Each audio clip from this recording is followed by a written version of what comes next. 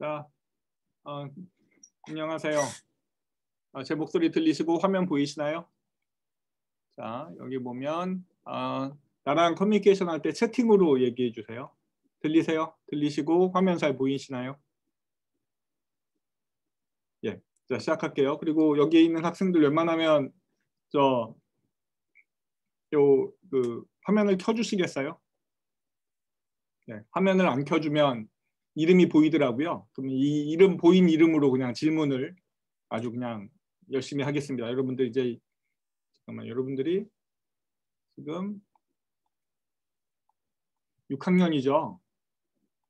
5학년이죠. 예, 5학년이니까 웬만한 건 다 알 거 아니에요. 예. 자, 그러면 내가 물어보는 거는 다 대답할 수 있겠네요. 자, 오늘 얘기할 내용은 세포주기예요. 굉장히 컨벤셔널하고 옛날 이야기를 하겠죠. 뭐 이게 아직 화면을 안 보여주는 사람은 시켜달라는 이야기로 저는 생각이 들어서 있는 분들 곧 시키겠습니다. 세포주기하고 세포주기 억제 항암제에 대해서 이야기할 텐데요. 뭐 우리가 약물학 시간에 배웠었던 수많은 캔서 약물들이 어떻게 사용되는지를 이해할 수 있을 거예요. 이거 되게 쉬워요. 되게 쉬워요. 자, 그리고 아마 학교 다니면서 한 10번 이상은 다 들어봤었던 내용들이라 뭐 뻔한 이야기 하는구나 라고 생각할 수 있을 겁니다. 그렇지만 그래도 들어보세요. 예, 알겠습니다. 예. 자, 보면 사실 내가 박사 때 셀 사이클을 했는데요. 박사 때 셀 사이클을 하게 된 게 저는 여기 약대 졸업하고 대학원을 떨어지고 그 얘기도 들었죠. 내가 대학원 떨어졌다는 얘기. 그리고 눈물 흘리면서 그냥 학부 때 유학을 갔는데 거기 계시는 모 선생님이 막 부임하셔가지고 저한테 요런 사진을 보여주셨어요. 그래서 거기에 홀리는 듯이 해볼래요라고 들어가가지고 제가 이제 셀사이클 약을 하게 되는데, 여기 보면 크로모솜이 파란색으로 염색이 되고 사이토스켈레톤이라는 게 빨간색으로 염색이 되고, 그리고 센트로솜에서 나오는 뭐 마이토틱 스핀들이라는 녀석이 녹색으로 염색이 되어 있는 거죠. 얘는 아나페이스이고요. 크로모솜이 두 개로 열심히 분리되고 있는 그런 과정이네요. 예. 이런 걸 보면서 이제 야, 나도 이런 거 공부했으면 얼마나 좋을까라고 생각해서 이제 삶이 고단해졌는데요. 지금은 우리가 그래서 요거를 이해하면 왜 좋은지, 그리고 이게 어떤 면에서 우리가 응용할 수 있는지 그런 생각을 해볼게요. 자, 여러분들은 바이올로지를 공부하는 바이올로지스트가 아니고 약학대학을 다니고 있는 학생이에요. 그래서 셀 사이클을 이해하고 있으면 우리가 얘를 가지고 어떻게 약물을 개발할 수 있을지 이런 고민들을 해야 되는 게 우리의 사명이죠. 자, 해볼게요. 우리 몸에서 셀이 프롤리퍼레이션 하는 셀이 많지 않죠. 프롤리퍼레이션 하는 셀이 많으면 안 돼요. 그러면 이제 그게 캔서가 되는 거잖아요. 우리 몸에서 셀 프롤리퍼레이션은 굉장히 타이트하게 레귤레이션이 되어 있다는 잘 알 거예요. 그래서 몸에서 프롤리퍼레이션 하는 셀들은 그 리제너레이션에 담당하는 프로제니터 셀들이 프롤리퍼레이션을 하죠. 잠시 동안. 그래서 우리 몸에 있는 리제너레이션을 할 수 있는 기관을 생각해 보세요. 끊임없이 리제너레이션 하는 기관이 몇 개 안 돼요. 예, 뭐죠? 수지야? 뭐지? 수지? 타이핑을 해도 돼. 모두에다가 해가지고 타이핑을 해봐. 우리 몸에서 끊임없이 리제너레이션을 해야 되는 조직은 본메로우, 그리고 인테스틴, 또 헤어 폴시클, 피부 등등이죠. 그죠? 그런 곳에서는 이렇게 셀 사이클을 도는 파퓰레이션들을 쉽게 관찰할 수 있을 거예요. 우리 인비보에서 셀 사이클을 돌고 있는 파퓰레이션들을 보기 위해서는 어떤 식으로 하냐면 브로모유리딘이라는 거를 먹이고 브로모유리딘의 특이한 항체를 가지고 염색을 하면 브로모유리딘으로 염색이 된 브로모유리딘의 항체에 염색이 되어 있는 핵들을 관찰할 수 있어요. 또는 사이미딘이라는 거에다가 그 방사선 동위원소를 갖다 집어넣고 걔를 먹이면 사이미딘의 인코포레이션이 되어 있는 셀들을 이렇게 오토 레디오그래피를 통해서 확인할 수가 있는데 이런 방법이 어떻게 해서 가능할까요? 라고 내가 물어봤어요. 누구한테 물어볼 거냐면 이름이 진짜 안 보이네. 자, 참가자를 보면 자, 이장원 학생 타이핑을 해볼래요? 타이핑을 해볼래요? 내가 방금 뭐라고 그랬냐면 BRDU나 사이미딘으로 염색을 할 수 있어요. 사이미딘을 인코포레이션, BRDU 인코포레이션 된 셀들은 프롤리퍼레이션 하는 셀이에요. 왜냐면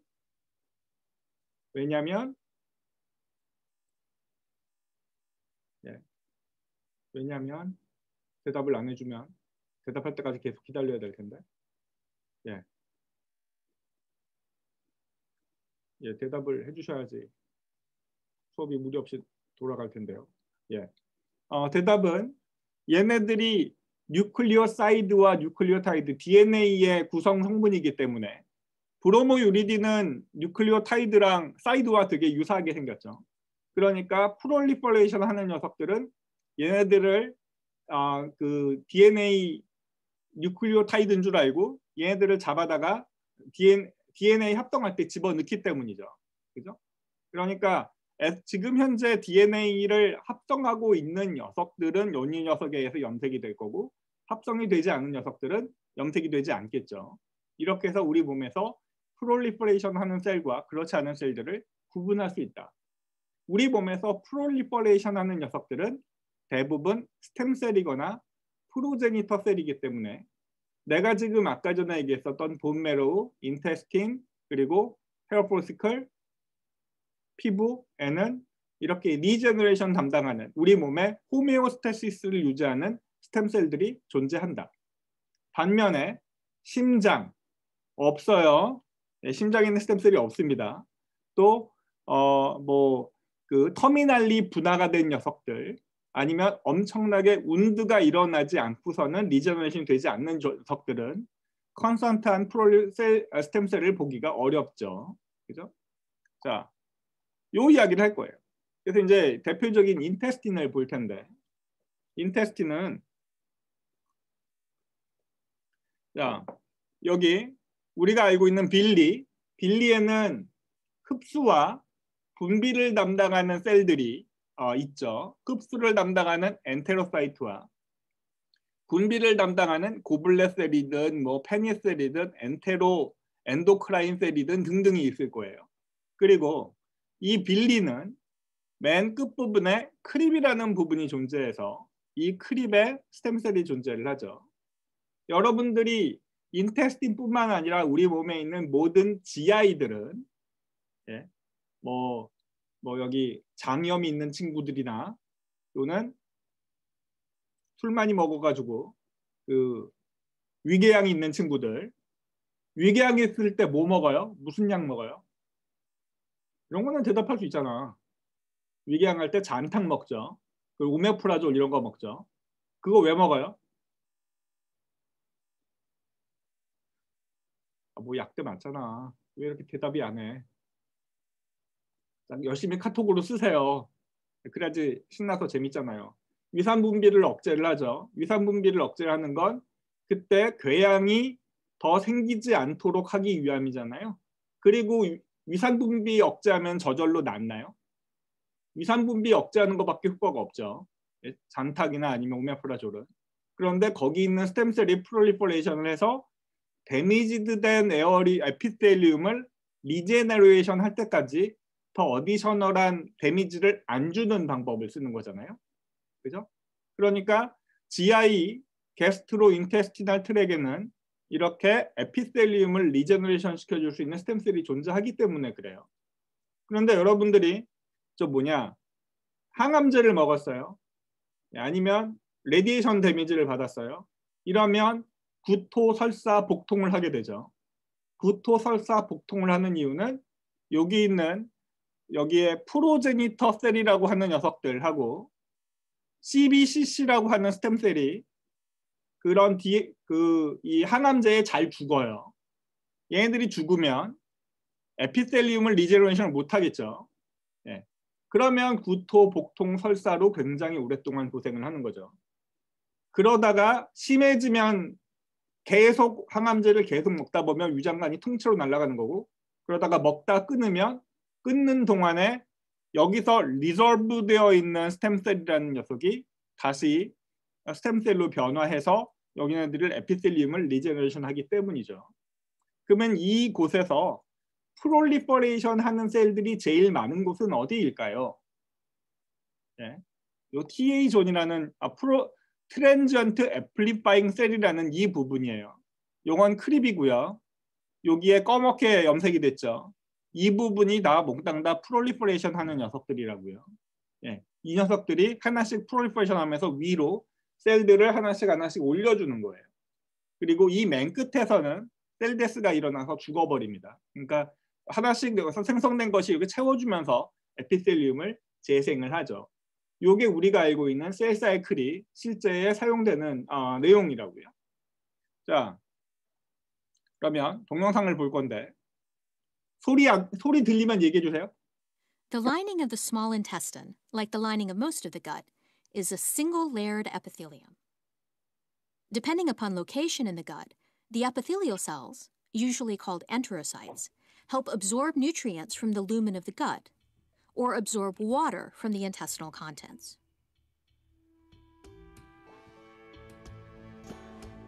In the small intestine, the surface of the lining of the gut is increased enormously by thousands of villi that protrude into the lumen.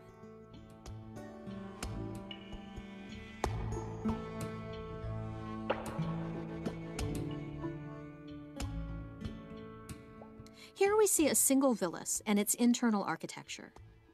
The surface of the villus is covered by a single layer of enterocytes, which extend down into the crypt below.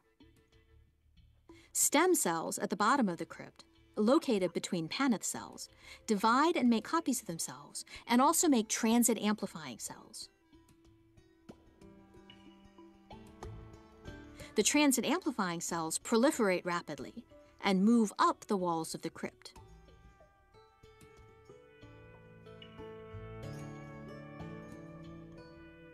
As the cells migrate upwards, they begin to differentiate into goblet cells and enterocytes. While the cells are moving up the sides of the villus, they carry out the essential functions of the small intestine, notably absorption of nutrients. 자, 얘네들이 분화하는 게 아니에요. 얘네들 엔테로사이트나 페니셀이나 이런 녀석들이 분화하는 게 아닙니다. 이런 녀석들이 분열하는 게 아니에요.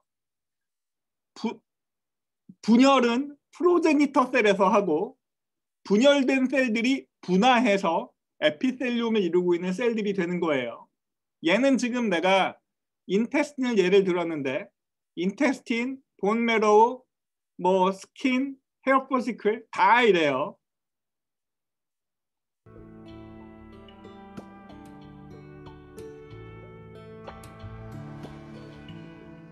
When the differentiated cells reach the tip of the villus, they undergo apoptosis and are shed into the lumen of the small intestine. The entire process of outmigration and cell death is completed in just 3 to 4 days. The process of outmigration and rapid cell replacement is a defense mechanism against the development of colon cancer, since almost all epithelial cells, including those that have accidentally sustained mutations, are shed within days of their formation. 자, 보세요. 우리가 있는 에피셀리움은 외부에서 만나는 환경과 직접적으로 연결되어 있죠. 그러니까 우리가 숨을 쉬든 아니면 뭘 먹든 외부에 있는 그 독성 물질이 바로 노출될 수 있는 곳이에요. 그러면 여기서 무슨 이유 때문에 돌연변이가 생기는 셀들이 생기면 얘들은 바로 캔서로 바뀔 수가 있겠죠. 그러니까 얘들은 에피셀리움은 계속 바뀐단 말이에요. 계속 죽어나가요. 그리고 새로운 게 생기고 그러면 에피셀리움 자체에 돌연변이가 있어도 그 녀석들은 분열하지 않고 결국엔 죽어나가니까 이게 우리가 갖고 있는 캔서를 막을 수 있는 가장 좋은 디펜스 메커니즘이죠. 그런데 캔서는 어디서 생기냐고요? 캔서는 액티브하게 프롤리퍼레이션하는 저 프로제니터 셀에서 캔서가 생긴다. 이렇게 생각하고 있어요. 모든 캔서는 아니고 일부 캔서는. Therefore, the only mutations that can lead to the development of a cancer are those that are retained in the crypt. This dictates that such mutations must block the outmigration of mutant cells from the crypt. The outmigration of transit amplifying cells from the bottom of the crypt depends on the protein called adenomatous polyposis coli, or simply APC. 그것도 배웠을 거예요, APC. In the absence of functional APC, this continuous outmigration is blocked, leading to the accumulation of transit amplifying cells in the crypt. In this animation of an experiment, APC loss is achieved through an induced gene inactivation, which appears to mimic the mutation that initiates most gastrointestinal tumors. APC is usually required to inactivate the intracellular protein called beta-catenin. The inactivation of beta-catenin permits the differentiation of the transit amplifying cells and their continued outmigration from the base of the crypt. In the absence of APC function, beta-catenin accumulates within the transit amplifying cells, which blocks both their outmigration and their differentiation. The accumulated transit amplifying cells do not themselves form a carcinoma. However, they and their descendants can now accumulate additional mutations that will drive such cells progressively to become full-fledged carcinoma cells. 요런 거를 이해하기 위해선 우리가 셀 사이클을 이해를 해야 된다. 이 크립에 있는 스템셀을 디플리션 시켜주는 다양한 스트레스는 우리가 알고 있는 대부분의 DNA 데미지를 주는 케모세라피틱스가 여기에 해당이 돼요. 그렇기 때문에 케모세라피틱스를 먹으면 환자들이 극심한 복통, 구토, 설사에 이르는 건 에피셀리움의 리제너레이션이 한동안 스탑되기 때문이라고요. 자, 이것도 알겠죠? 그죠? 자, 요건 우리가 하는 건데 예쁘죠? 이게 인테스틴 크립이에요. 빨간색으로 염색된 게 올펜4라는 걸로 염색된 게 그 스템셀이고요. 그 부분에 보면 BRD로 염색이 되어 있죠. 그죠? 그러니까 크립에서 셀 사이클이 일어나는구나 라는 거를 알 수 있을 거예요. 예. 예쁘지 않아요? 이런 거 보면 되게 예쁘잖아요. 자, 그래서 그러면 셀 사이클에 대해서 이야기를 해볼게요. 셀 사이클은 일반적으로 우리가 뭐 고등학교 때, 대학교 1학년 때 배웠을 때는 뭐 인터페이스랑 마이토시스로 나눠져 있어요. 라고 배웠죠. 그 마이토시스는 그 두 개의 핵이 두 개로 나눠지는 거를 마이토시스라고 해요. 그리고 마이토시스와 마이토시스 사이의 기간을, 굉장히 긴 기간을 인터페이스라고 해요. 라고 배웠을 거예요. 그래서 실제로 우리가 그 현미경에서 캔서 셀들을 보고 있으면 이렇게 브라이트하게 동그란 녀석이랑 퍼져 있는 녀석이랑 쉽게 볼 수가 있는데요. 동그래진 녀석들이 마이토시스 셀들이고요. 이렇게 퍼져 있는 녀석들이 인터페이스 셀들이죠. 현미경으로 금방 확인할 수 있어요. 그리고 뭐 조금만 높은 배율로만 봐도 여기에 이렇게 동그란 셀들이 여기에 굵은 선이 여기에 가 있는 거를 보게 되는데 이게 이제 크로모솜이죠. 크로모솜. 네. 크로모솜으로 두 개로 나눠지는 것도 요즘 나와 있는 현미경으로는 충분히 볼 수 있게 돼요.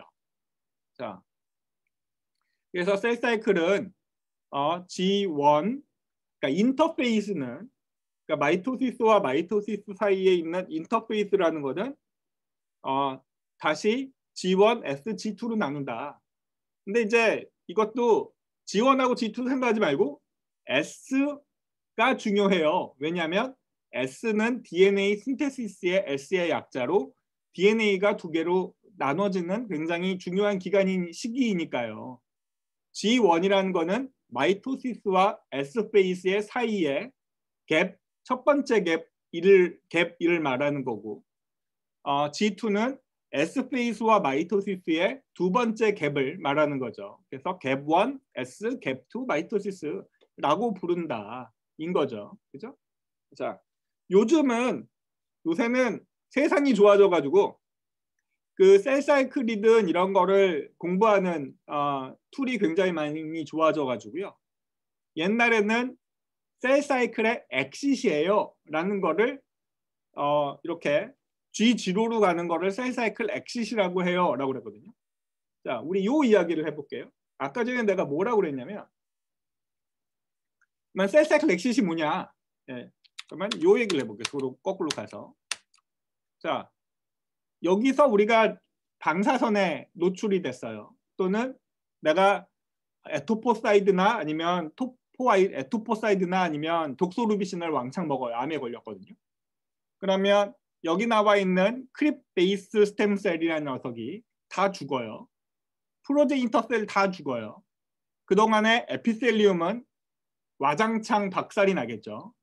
그러니까 그거 먹고 있는 동안에는 죽도 못 먹고 입맛도 없고 설사하고 복통하고 막 굉장히 힘들잖아요. 그러다가 약을 일주일 끊었어요.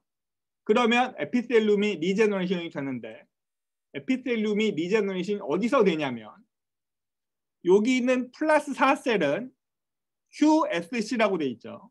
얘들은 셀 사이클에 엑시트되어 있는 녀석이에요. 그러면 얘가 무슨 이유 때문인지 셀 사이클에서 엑시트에서 셀 사이클을 엔트리를 다시 해서 얘네들의 프로제니터 셀을 만들어 준다고요. 예. 그러면 셀 사이클이 엑시시 되어 있으면 DNA 데미지를 주는 약물에 죽지 않아요. 왜죠? 왜 안 죽어요? 우리 약물학 시간에 배웠죠. 우리가 알고 있는 케모세라피틱스들은 프롤리퍼레이션 되는 녀석들만 죽이니까 이렇게 셀 사이클이 엑시시 되어 있는 콰이어슨 스템셀은 안 죽이죠. 못 죽이죠. 그러니까 얘네들은 유지를 한다고요. 그러다가 약물을 끊는 동안엔 다시 이 녀석들이 셀 사이클을 엔트리를 해줘서 에피셀리움을 리제너레이션 해주는 거죠. 라고 생각하면 여기서 셀 사이클이 엑시트되는 게 무슨 의미를 갖고 있구나 라고 알 수 있겠네요. 우리 몸에는 스템셀은 크게 셀 사이클을 돌지 않는 콰이어선스 스템셀과 셀 사이클을 열심히 도는 액티브 스템셀로 두 개로 나눠져 있어요. 자, 간을 볼게요. 간은 왕창 잘라지면 다시 회복이 되죠.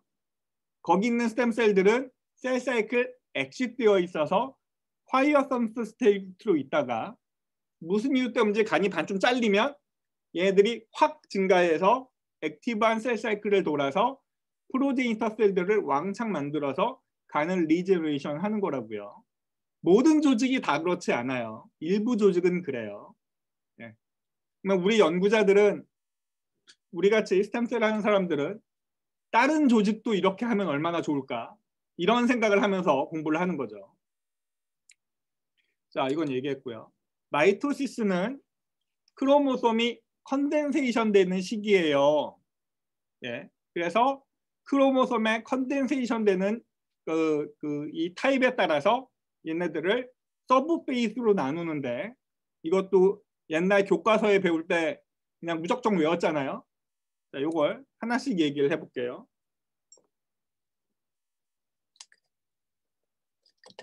자, 보세요. 일반적으로 크로마틴이 뭔지 알죠? DNA랑 히스톤이랑 묶여 있는 걸 우리는 크로마틴이라고 해요. 크로마틴은 뉴클리어스에 각자의 자기의 자리를 가지고 이렇게 풀어져 있어요. 그러다가 마이토시스가 되면 핵막이 사라지기 시작하고 크로모솜이 뭉치죠.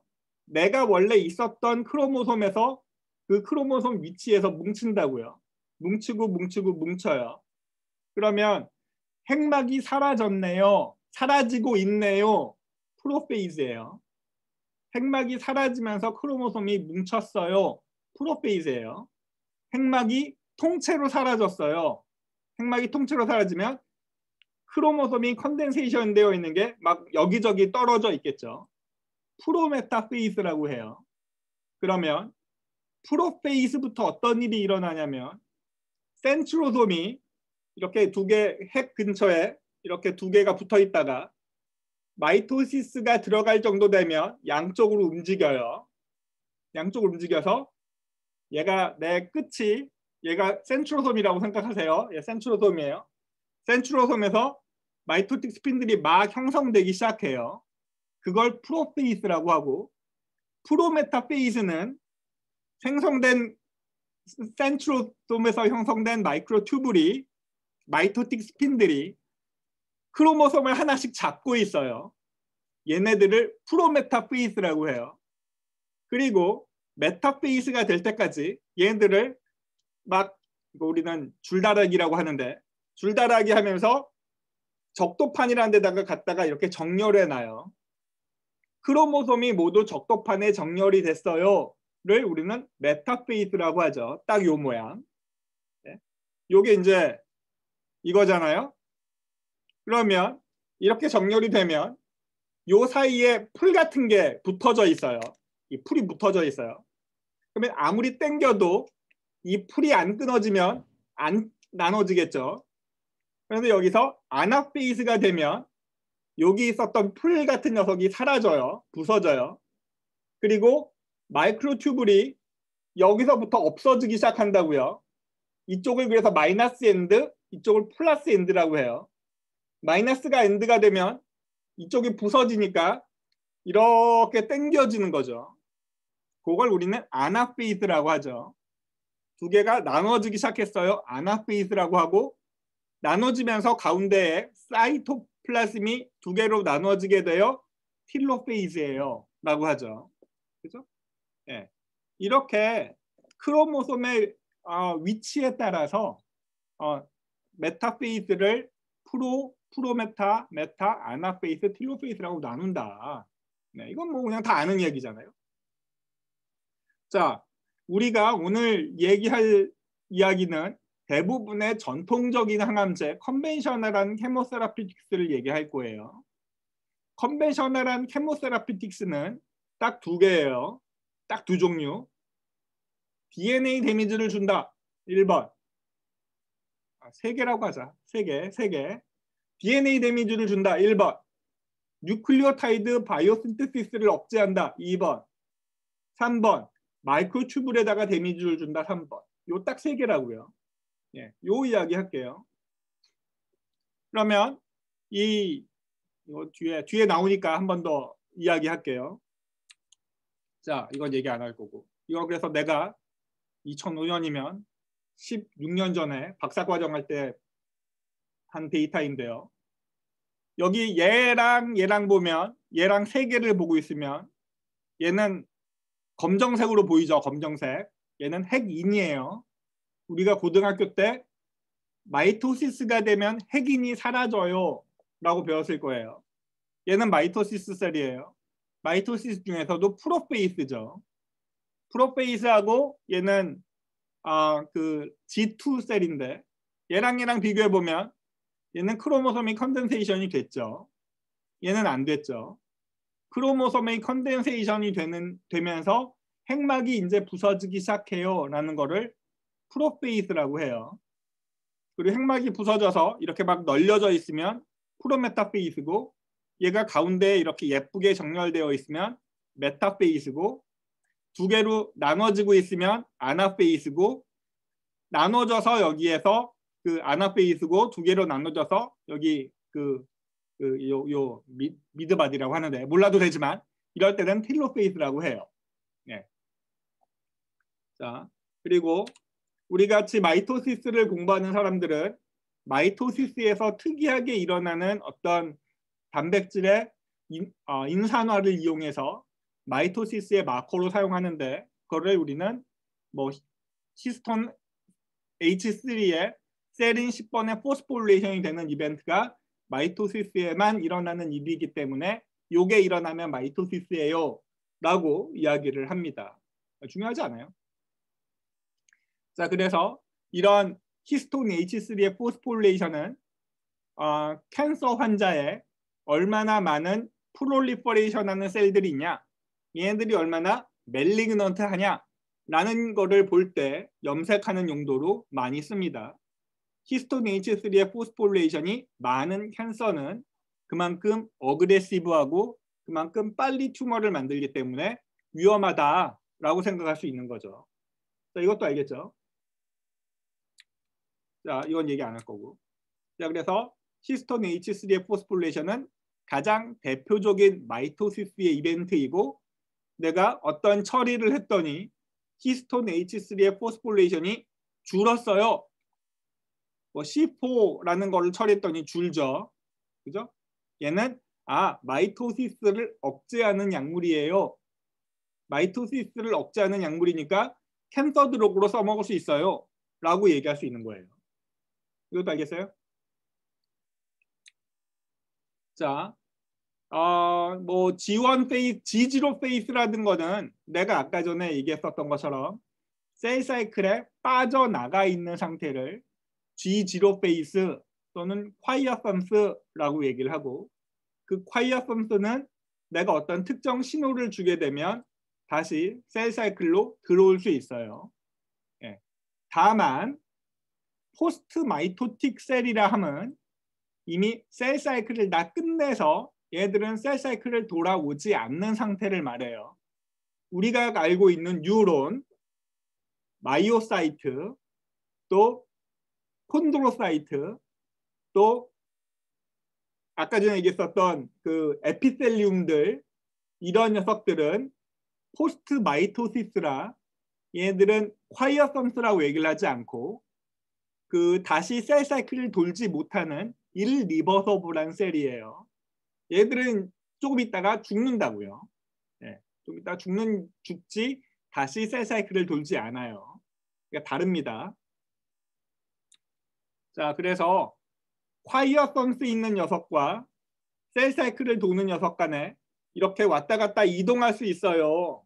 네, 그 이동할 수 있는 시점이 G1 페이스라는 곳에 있어요. 라는 것도 우리가 고등학교 때 배웠을 거예요. 이 이야기는 뒤에 또 나옵니다. 자, 이게 하나의 예인데요. 내가 아까 전에 뭐라고 그랬냐면 인테스틴과 동일하게 스템셀은 콰이어선스하게 있다가 내가 인저리나 호미오스테시스를 유지할 때 얘네들이 액티브한 스템셀을 만들고 이 액티브한 스템셀이 프로제니터를 만들고 이 프로제니터를 왕창 만들어서 분화된 세포를 만들어낸다고 그랬죠. 자, 요 레귤레이션이 어떻게 되냐? 이게 우리 쪽에 공부할 때 되게 중요한 주제인데 대표적으로 스타디를 많이 한 게 헤마토포이틱 스템셀이거든요. 헤마토포이틱 스템셀은 이 헤마토포이틱 스템셀 주변에 어떤 셀들이 있느냐에 따라서 얘네들이 콰이어선스 상태로 가만히 있거나 또는 셀프 리뉴얼이라는 걸 하게 돼요. 얘가 오스테오블라스트랑 같이 접촉되어 있을 땐 얘들은 휴지기 상태로 있다가 얘들이 오스테오블라스트에서 떨어지게 되면 얘들은 프롤리퍼레이션을 해요. 그러면서 프로제니터를 만들고 이 만든 프로제니터가 우리가 필요한 RBC나 WBC나 림포사이트를 만들어내는 거죠. 그죠?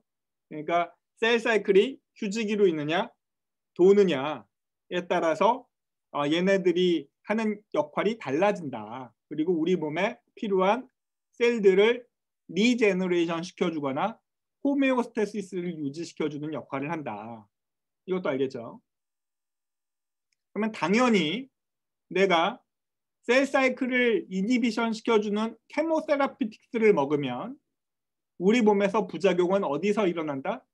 이런 스템셀의 리제너레이션이 일어나는 본메로우, 인테스 GI 트랙, 헤어 폴시클, 리프로덕티브 오르간, 스킨에서 일어난다. 네, 이것도 알겠죠? 그러면 우리가 항암제를 먹든 또는 방사선 치료를 받든 동일한 영향이 일어나겠네요. 또는 후쿠시마나 체르노빌에 놀러 갔어요. 같은 일이 일어나겠죠. 그죠? 이것도 알아요. 자, 이건 얘기 안 할 거고요. 자, 셀 사이클 체크포인트에 대해서 얘기할게요. 자, 이거 중요합니다. 우리 몸에서 셀이 막 이렇게 활발하게 돌고 있는 캔서 셀들은 내가 이걸 보면서 얘기를 해야 되나? 이걸 보면서 얘기를 해야 되나? 자, 이걸 보면서 얘기해야 되겠다. 잠시만요.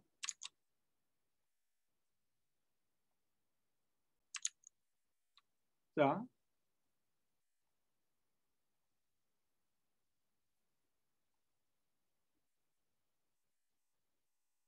우리 몸에서 활발하게 똑같잖아 이거. 이걸 미안해요. 내가 이걸 보면서 얘기해야 되겠구나. 예. 마구마구 헤매는데. 잠시만요. 내가 마구마구 헤매고 있어요. 발표 자보기. 화면 전환. 자, 이래야 되겠다.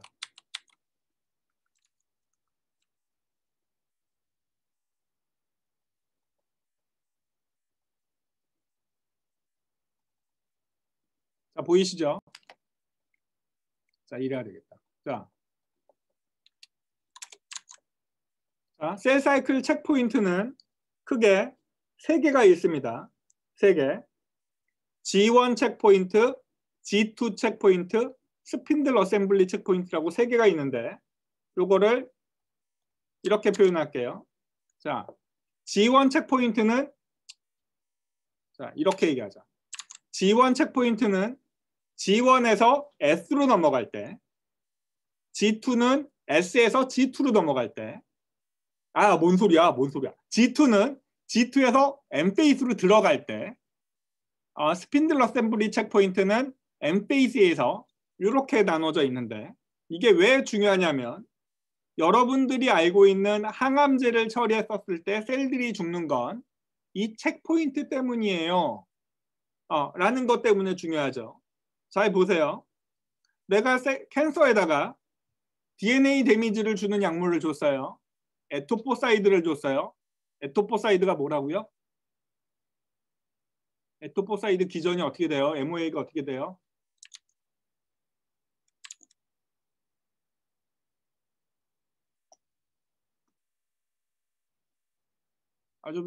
말 좀 해줘봐. 에토포사이드가 토포아이소몰의 이니비터죠. 그죠?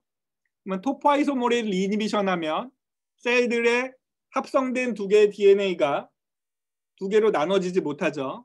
그러면 셀은 마이토시스 못 들어가죠. 그때 멈추는 걸 우리는 G2 어레스트라고 하죠.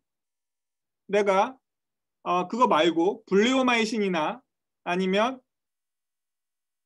독소루비신, 다우노루비신을 처리했어요. 이러면 셀들이 DNA 데미지를 받아요. DNA 데미지를 받으면 셀들은 G1 페이스나 G2 페이스에 멈춘다고요. 왜 그러냐면 G1기의 역할은 내가 셀이 충분하게 크냐, 그리고 내가 DNA 합성을 하기 위해서, 신테시스를 하기 위해서 DNA가 충분하게 돌연변이가 없냐, 충분하게 데미지가 없냐 라는 거를 확인하는 시기예요. 근데 거기다가 DNA 데미지를 주면 셀들은 S 페이스에 못 들어가게 셀들을 멈춰버린다고요. 그런 거를 G1 체크포인트라고 해요. G2 체크포인트는 마이토시스는 2개의 더터셀을 만들어내는 과정이기 때문에 여기에 내가 합성되어 있는 S 페이스에서 합성되어 있는 DNA가 정확히 2개 카피가 문제가 없이 만들어져야, 그러니까 4N이 두 개의 카피가 정확히 만들어져야지 마이토시스로 들어갈 수가 있다고요. 근데 여기에 한쪽이라도 DNA 데미지가 있으면 안 나눠지게 G2에서 멈춘단 말이에요.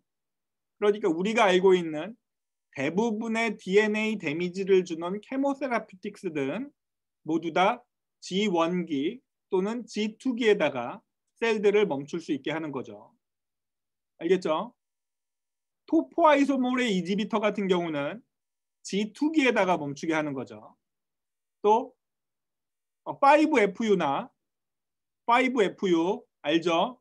그리고 뭐냐 이거 뉴클리오사이드 아날로그 같은 경우는 S 페이스 때 중간에 멈춰버리게 하죠. DNA 일ոն게이션을 방해하니까. 예, 우린 이런 거 알고 있습니다. 자, 그리고 메토트렉세이트 같은 거 치면 셀은 어디에 멈출까요?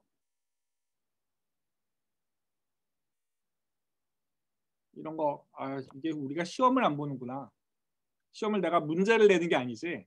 자, 메토트렉세이트는 어디다 멈출까요? 메토트렉세이트가 뭐죠? 잠깐만, 여기 약물학 다 배우지 않았나? 다 배웠죠. 다이하이드로폴레이트 리덕테이즈잖아요. 예, 다이하이드로폴레이트 리덕테이즈를 이니비션 하면 무슨 일이 벌어져요? 사이미딘이 안 만들어지죠. 사이미딘이 안 만들어지면 G1기에서 멈추겠네요. 예. 여러분들이 약대 출신이기 때문에 여러분들한테 누가 일을 시킬 때 항암제 개발시켜 주세요라고 할 때 이걸 여러분들은 다 알고 있을 거라고 생각하고 시킨단 말이에요. 예, 모르면 안 되죠. 자, 그러면 스핀들 어셈블리 체크포인트 이야기할게요. 내가 이거 중요해요. 굉장히 중요해요. 아까 내가 뭐라고 그랬냐면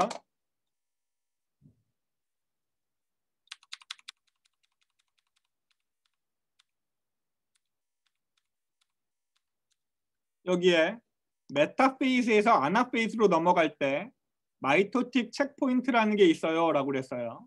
예, 이게 왜 중요하냐면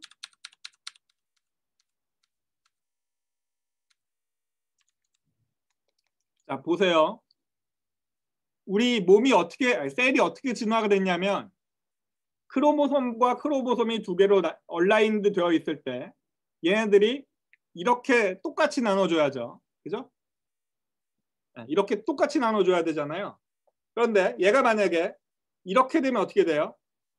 안 보이지? 두 개로 다 뜰려가면 이쪽에 크로모솜이 많아지죠. 그죠? 이러면 어떻게 돼요? 이러면 죽어야 돼요.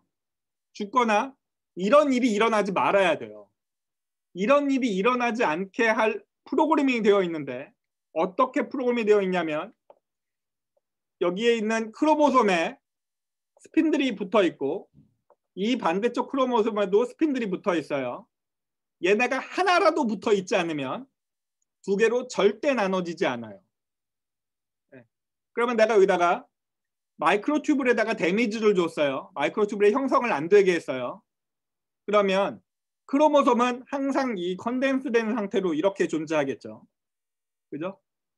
또 마이크로튜브를 이렇게 잡고 있는 녀석이 디폴리머라이제이션이 여기서 일어난다고 그랬죠. 여기서 없어져야지 두 개로 당겨지죠. 얘 없어지는 걸 막아버리면 얘들은 항상 이러고 있죠. 자, 우리가 알고 있는 대부분의 팩솔, 페크리탁셀, 빈블라스틴, 빈크리스틴이라고 하는 약물들은 몽땅 다 마이크로튜브에다가 데미지를 주는 녀석들이에요. 마이크로튜브에 데미지를 주면 셀들은 여기서 두 개로 절대 나눠지지 않아요. 두 개로 절대 나눠지지 않는 이유가 스핀들 어셈블리 체크포인트가 턴온됐기 때문이라고요. 자, 내가 지금 뭐라고 그랬냐면 내가 지금 얘기한 거를 정리를 하면 요 이야기 한 거예요.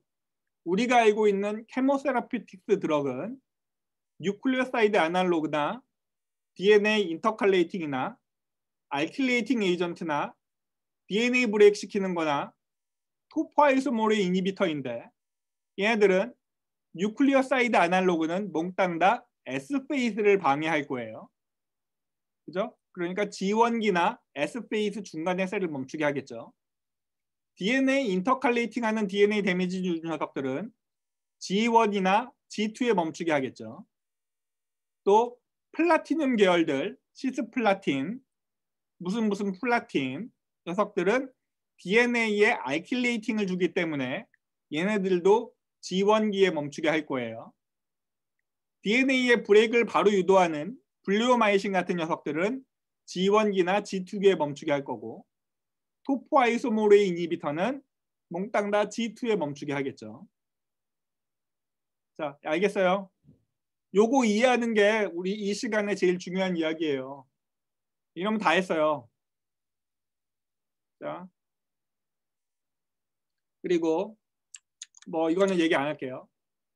자, 그래서 셀 사이클 싱크론이라고 하는 사람들, 이거를 공부하는 사람들, 셀 사이클 공부하는 사람들은 나처럼 셀은 그냥 일반적으로 자라는 녀석들은 대부분의 G1, S, G2 이렇게 막 나눠져 있잖아요. 근데 그 얘네들 비율을 보면 G1기가 제일 많고요. 자, 이거 어떻게 보는지 볼게요. 프로피디움 요다이드라는 거는 DNA의 양을 측정을 해요. DNA가 한 카피, DNA가 두 카피라는 얘기거든요. DNA가 두 카피니까 얘는 S 페이스가 끝난 G2나 M이겠죠. 우린 얘를 4N이라고 부르는데 4N, 2N 이죠. 그리고 그 중간에 2N과 4N의 사이는 DNA가 합성되고 있는 중간이니까 3N 중간. 얘들은 S 페이스죠. 그래서 얘들은 셀의 넘버고요. 얘들은 DNA의 양, 컨텐트 2N, 3N, 4N. 요 비율이 G1기이고요. 요 비율이 S 페이스이고요. 요 비율이 G2하고 M이라고요. 예. 그러면 이걸 보면 대부분의 셀들은 G1기에 있구나. G2하고 M은 굉장히 적구나 라는 걸 알게 되죠. 근데 얘를 싱크로니를 시키면 동일한 시기에 G1부터 시작하고 셀 사이클을 돌게 할 수 있어요. 그거를 여기 보여지는 이런 결과로 몽땅 다 EN의 상태에 있죠. 이런 상태에 있다가 셀을 싱크론이 시작해서 셀 사이클을 돌면 G1, S, G2, M기, 다시 G1기로 이렇게 바뀌는 거를 볼 수 있게 돼요. 이것도 내가 했어요. 예쁘죠? 예쁘잖아요. 네. 자, 그 셀 사이클에 이걸 셀 사이클 싱크로니 실험이라고 하는데, 그럼 이 상황에다 어떤 우리가 약물을 주고 셀들이 어디에 멈추는지를 보면 얘네들이 G1기에 멈추는 녀석이구나, G2기에 멈추는 녀석이구나, 얘가 마이토시스에 멈추는 녀석이구나 라는 거를 알 수 있어요. 네. 자, 그래서 우리가 알고 있는 대부분의 DNA 데미지를 주는 약물들은 이렇게 많은 경우 그러니까 여기 여러분들이 실험실에서 뭐 DNA 젤을 내리게 되면 여기 젤을 내리고 이렇게 UV를 주고 형광 밴드를 보잖아요. 네. 또는 프로피디움 요다이드나 데피아와 같이 핵의 양을 측정할 수 있는 데도 많이 쓰이는데, 이런 녀석들은 모두 다 DNA에 인터칼레이팅하는 이런 스트럭처가 있어서 UV를 주면 형광도 나고 DNA에 인터칼레이팅도 되는 거죠. 그래서 아마 실험실에 가가지고 DNA 젤 걸 때 거기 있는 거 함부로 맨손으로 만지지 말라는 소리 들었을 거예요. DNA에 인터칼레이팅이 되면 몽땅 다 칼시노젠으로 작용할 수 있기 때문이죠. 우리 이것도 알아요. 자, 그리고 이게 이제 스핀들이라는 건데, 보면 이게 컨덴스된 크로모솜이고요. 크로모솜에 스핀들이 달라붙는 그 부분을 카이네토코어라고 하고, 이 카이네토코어에 스핀들이 달라붙어서 이 카이네토코어에 스핀들이 달라붙는 거를 인지해야지만 크로모솜이 이렇게 두 개로 나눠질 수 있는 거다. 그렇게 생각해 주세요. 그리고 스핀들은 이 센트로솜에서는 마이너스 엔드, 크로모솜 쪽에서는 플러스 엔드. 그러니까 크로모솜이 마이토틱 스핀들이 이 크로모솜을 향해서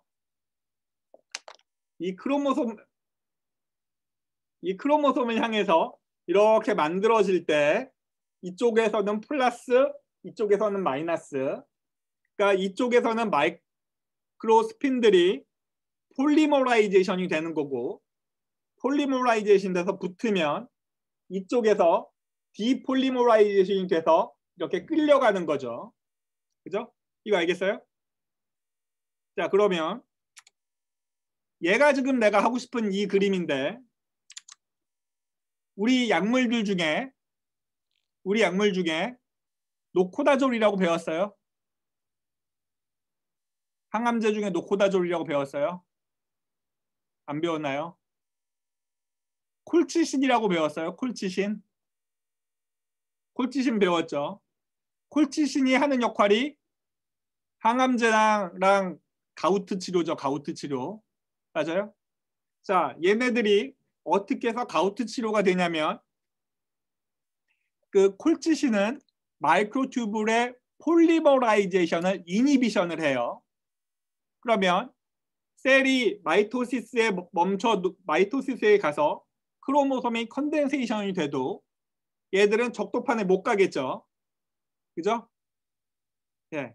적도판에 못 가니까 그냥 널브러져 있다 죽는다고요. 그게 면역 세포들한테 그렇게 하기 위해서 만들어진 게 콜치신이죠. 그래서 가우트 치료에 쓰잖아요. 그리고 노코다졸도 마찬가지로 마이크로튜블의 폴리머라이제이션을 이니비션하기 때문에 마이크로튜블을 노코다졸을 치면 마이토틱 스핀들이 형성되지 않아요. 그러니까 크로모솜은 컨덴세이션 된 상태로 이렇게 널브러져 있겠죠. 예. 반대로 빈크리스틴, 빈블라스틴, 페크리탁셀 이런 녀석들은 마이크로튜블의 디폴리머라이제이션을 이니비션해요. 그럼 마이크로튜블의 디폴리머라이제이션을 이니비션하면 마이크로튜블은 이렇게 계속 자라죠. 계속 자라고 이 크로모솜은 절대 두 개로 나눠지지 않는 거죠. 예, 그래서 마이토틱 스핀들에 영향을 주는 마이크로튜블 데미징 드럭들이 모두 다 스핀들 어셈블리 체크포인트를 트리거해서 마이토시스의 셀을 모아놓고 죽이는 거예요. 라는 걸 우리는 알고 있어요. 이것도 알겠죠?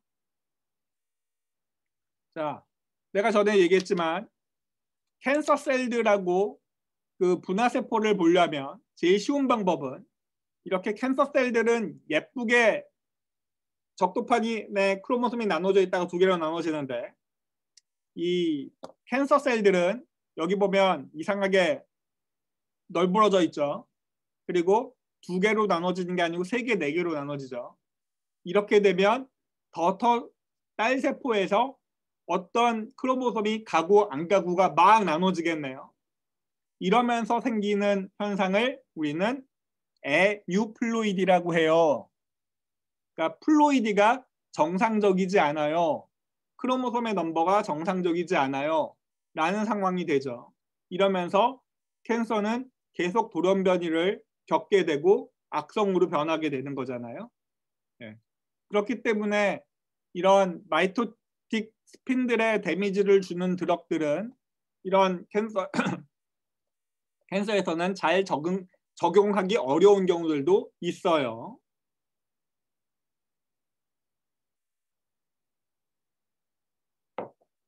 자, 이것도 얘기 안 할게요. 자, 그래서 내가 캔서 같은 경우는 에유플로이드라고 그랬죠. 우리가 2N, 4N으로만 되어 있는 거를 유플로이드라고 하고 2N, 4N이 아니고 여러 개의 뭐 8N이 되든 6N이 되든 경우를 폴리플로이드라고 하고 우리가 갖고 있는 2N, 4N과 아닌 크로모솜의 개수가 갖고 있는 거를 총칭해서 에뉴플로이드라고 해요. 그러면 마이토시스가 잘못됐었을 경우에 에뉴플로이드가 일어나는 셀들이 많아지겠구나 라고 생각할 수 있죠. 실제로 어떤 실험을 했더니 PO13이 없는 캔서셀에서 이렇게 2N, 4N, 8N이라는 녀석들이 많아지더라. 그러면 폴리플로이드가 많아지는구나 라는 거를 알 수 있는 거죠. 그죠? 네. 폴리플로이드가 많아지는 경우는 캔서가 더 심한 돌연변이를 엮기에 좋은 환경이 되는 거죠. 그리고 악성인 경우에 폴리플로이드가 더 심화될 수 있는 거죠. 네, 이것도 알아요.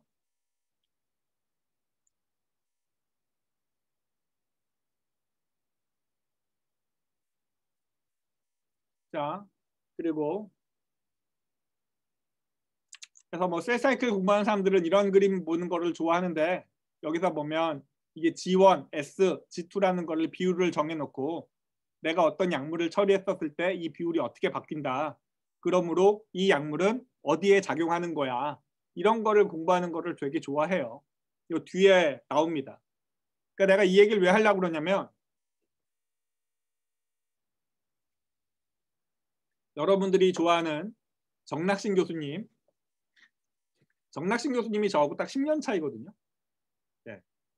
정낙신 교수님이 저랑 10년 선배님이신데 그 10년 선배답지 않게 저희한테 되게 잘해주세요.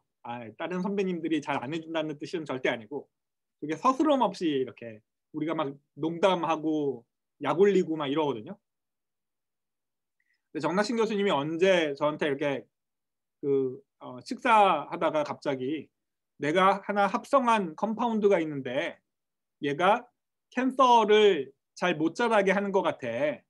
이게 왜 그러는지 좀 봐줘. 하고 툭 던져주셨어요. 네. 그거 하다가 이게 이제 셀사이클에 관여하는 거구나라는 거를 알게 돼서 지금 열심히 정낙신 교수님이랑 같이 공동 연구하고 있는데 이게 여러분들한테도 누군가가 컴파운드 하나 주고 얘가 뭐 하는 건지 알려줘 라고 이야기할 거라고요. 그때 내가 셀사이클을 어떻게 건드리나 보려면 이렇게 하면 되는구나. 그 이야기를 하려고 내가 이렇게 열성들여서 얘기하는 거예요. 맨 뒤에 그 셀사이클을 이니비션하는 약물들 개발이 어떻게 됐다라는 걸 내가 보여주려고 그러려면 요 부분을 이해하고 있어야 하거든요. 이것도 알겠죠? 자, 볼게요. 자, 그래서 내가 셀 사이클을 이니비션을 하기 위해서 이니비션 된다라는 거를 알기 위해서 또 할 수 있는 방법은 S 페이스를 디터미네이션 하면 돼요. 그러니까 S 페이스를 알기 위해선 아까 전에 내가 브로모 유리딘을 집어넣고 브로모 유리딘에 염색되는 정도가 얼마나 있는지를 알면 돼요 라고 그랬죠. 왜냐하면 브로모 유리딘의 인코포레이션은 오직 S 페이스에서만 일어나니까. 이것도 알겠어요? 그러면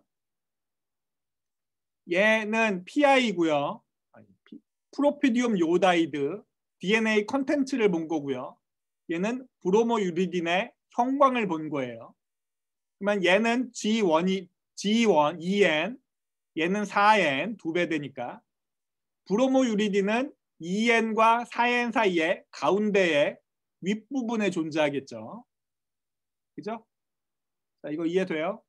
그래서 브로모 유리딘을 치고 시간을 쭉 봤더니 얘는 2N, 브로모 유리딘의 파지티브한 녀석들이 갑자기 증가하죠. 그리고 얘들은 4N으로 넘어갔어요. 브로모 유리딘으로 염색되고 두 개로 합성된 거죠. 그죠? 네.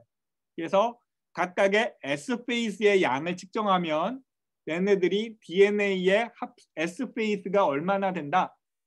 그러면 내가 약물 처리했었을 때 브로모 유리딘의 양이 많아진다, 줄어진다라는 걸 보면 얘가 S 페이스를 억제하는구나, 지원기에 멈추게 하는구나 라는 거를 알게 되죠. 자, 이것도 알겠어요? 한번 심플리하게 내가 여기다가 그 아라씨 같은 거 처리하면 요 S의 양은 브로모 유리딘의 파지티브한 녀석들은 확 줄고 G1기에 있는 요 파란색의 양은 확 늘고 보라색인 이 G2의 양은 확 줄겠죠. 그죠? 네, 이렇게 예상할 수도 있는 거죠. 반대로 내가 텍소를 처리했어요. 그러면 이 4N기에 있는 보라색 색깔만 확 늘게 되는 거죠. 그죠? 자, 이건 우리가 한 건데 얘는 어떻게 했냐면 혹시 오가노이드라는 게 뭔 줄 알아요? 오가노이드 들어봤어요? 인테스틴 오가노이드를 만들어 가지고요. 여기다가 방사선을 빵 주면 얘들이 미친 듯이 죽거든요. 확 죽어요. 그러다가 놔두면 얘들이 다시 오가노이드를 다시 만들어요. 다시 만들 때 이렇게 레디에이션을 빵 주면 S페이스 세포가 미친 듯이 많아져요. 네. 그리고 얘네들이 오가노이드가 다 만들어지면 다시 4N 세포만 왕창 많아져요. 처음에는 대부분의 4N 세포만 있다가 여기 보면 S페이스는 별로 없죠. 그러다가 DNA 데미지를 주면 이렇게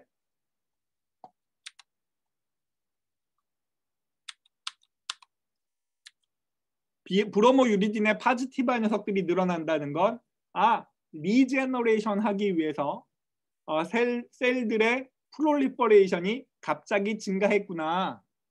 이렇게 셀들의 프롤리퍼레이션을 갑자기 증가시켜주는 원인이 되는 스템셀이 존재하는구나 라는 거를 알 수 있게 되는 거죠.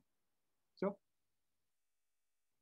자, 그리고 마이토시스를 확인하기 위해선 얘는 2N, 얘는 4N, 그리고 포스포히스톤에 염색이 되는 4N 세포들을 퀀티피케이션 하면 얘는 마이토틱 셀들이고요. 이 마이토틱 셀들을 우리는 마이토틱 인덱스라고 해요. 마이토틱 인덱스가 높다, 프롤리퍼레이션 하는 셀들이 많다, 또 S페이스 브로모 유리딘에 염색한 셀들이 많다, 프롤리퍼레이션을 갑자기 미친 듯이 한다 라는 거와 같은 이야기라고요. 이것도 알겠죠? 내가 약물들을 처리했어요. 히스톤 H3 포스포 파지티브한 셀들 마이토틱 인덱스가 드라마틱하게 감소했어요 라고 얘기하면 얘는 마이토시스에 못 들어가게 하는 약물이네요 라고 얘기할 수 있는 거죠. 자, 이건 우리가 한 건데 이거 보면 와 예쁘다 뭐 이러면 참 좋은데 예쁘지 않아요? 자, 얘네들도 역시 인테스틴의 크립을 본 건데 인테스틴 크립이 이렇게 브로모 유리딘에 이거 아직 논문 발표 안 한 거야. 이거 딴 데 가서 얘기하면 안 돼요. 이건 알아요. 브로모 유리딘의 파지티브한 셀 사이클을 도는 셀들은 인테스틴 크립에 존재해요. 라는 건 알아요. 그런데 여기다 레디에이션을 주고 관찰을 하면 크립 말고 굉장히 넓은 지역에 S페이스 셀들이 증가되는 걸 볼 수 있어요. 그리고 히스톤 H3의 포스폴레이션을 봐도 이렇게 곳곳에 박혀 있었던 마이토틱 셀들이 굉장히 많아지죠. 네. 이러면서 리제너레이션을 한다고요. 우리 몸은 호메오스타시스를 유지할 때와 인조리를 받았을 때 리제너레이션 하는 정도가 달라져요. 네. 굉장히 신기하죠. 이게 인테스틴, 본메로우, 헤어 포시클, 스킨은 그래요. 또 머슬도 그래요. 또 리버도 그렇죠. 근데 안 되는 조직이 있으니까 우리가 이렇게 디제너레이션 돼서 몸이 망가지는 거잖아요. 그리고 여기 근육하는 친구, 워크아웃 하는 친구들은 열심히 머슬 운동을 하면 머슬이 찢어지고 머슬이 죽죠. 그러면 머슬 스템셀이 프롤리퍼레이션을 더해서 머슬을 더 만드는 게 우리가 바디빌딩 하는 거잖아요. 네. 인조리를 받는 거랑 호메오스타시스를 유지하는 거랑 달라요. 네. 자, 그러면 이제 나같이 셀 사이클을 공부하는 사람들은 매번 이렇게 공부하기 짜증나잖아요. 무슨 어떤 세포가 G1이고 G2고 S고 이런 거를 알기 매번 이렇게 염색해야 되니까 똑똑한 사람이 똑똑한 일본 아저씨들이 푸찌라는 시스템을 만들었어요. 이 푸찌는 이렇게 돼요. 자, 보세요.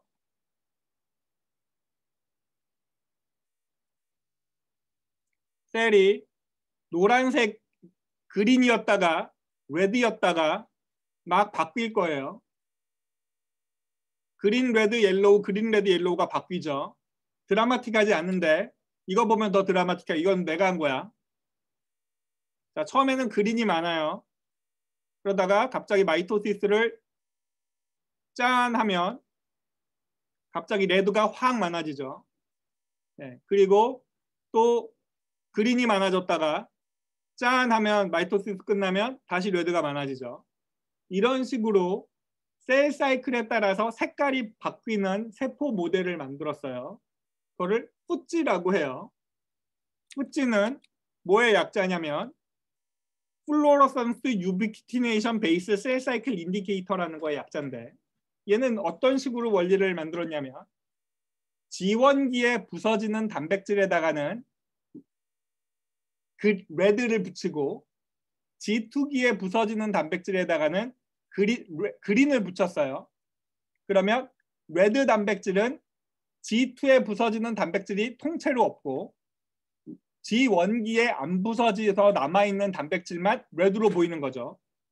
반대로 그 G1기의 레드는 G2에는 다 부서지니까 G2기에 안 부서지고 남아있는 그린 세포에 그린 단백질에 붙어있는 단백질은 그린으로 보일 테니 그린 레드가 왔다 갔다 바뀌는 걸 볼 수 있죠. 그리고 S페이스일 땐 잠깐 노란색이 되는데 그때는 둘 다 안 부서진다고요. 그러니까 그린, 레드가 둘 다 나오니 얘는 옐로우로 나오겠죠. 이런 식으로 셀 사이클을 실제적으로 눈으로 볼 수 있는 시스템을 만들어서 돈을 많이 벌었어요. 우리 연구에 엄청나게 많이 쓰는 모델이에요. 자, 요까지가 이제 셀 사이클에 대한 굉장히 간단한 오버뷰이고요. 그러면 셀 사이클이 어떻게 레귤레이션 되냐? 요 이야기를 하기 전에 5분만 쉬고 5시 10분부터 다시 해볼게요. 우리 5분만 쉽시다.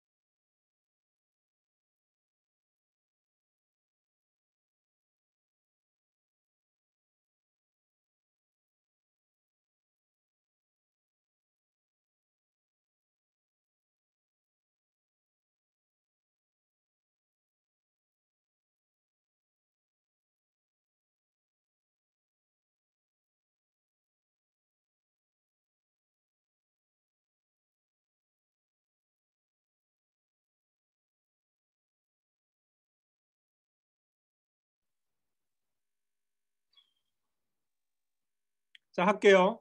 여기 보세요. 할게요.